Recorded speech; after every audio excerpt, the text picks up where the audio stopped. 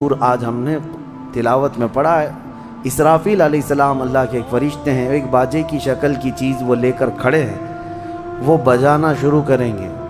شروع میں دھیمی دھیمی آواز آئے گی اور یہ آواز بڑھتی چلی جائے گی، بڑھتی چلی جائے گی، یہاں تک کہ یہ آواز اتنی سخت ہو جائے گی کہ جو جہاں تھا وہیں کھڑا رہ جائے گا۔ کپڑا کاٹ رہا تھا، اس کے ہاتھ سے کینچی گر گئی، جو کھیتی باڑی کر رہا تھا، ہل چلا رہا تھا، وہ وہیں کا وہیں رک جائے گا۔ دودھ دوہنے والا اس کا ہاتھ ویسی رہ جائے گا، یہاں تک کہ حاملہ عورتوں کے پیٹ سے بچہ نکل کر گر جائے گا، جو عورتیں حمل سے ہوں گی۔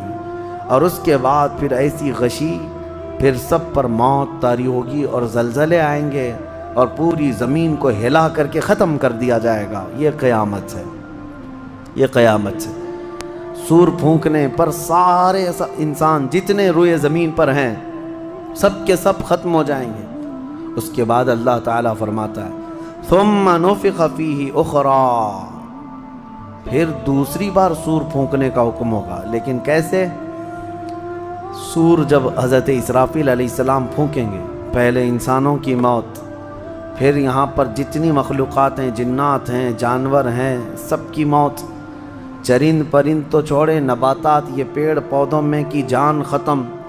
چاند سورج کو جب ختم کر دیا گیا تو پھر کوئی چیز ہی نہیں، ستارے، چاند، سورج سب، بلکہ اللہ تعالیٰ کے جتنے ملائکہ ہیں، جبرائیل امین علیہ السلام سے لے کر دوسرے ایک فرشتے تک، سارے ملائکہ کو بھی موت آئے گی، سب موت کے شکار ہوں گے۔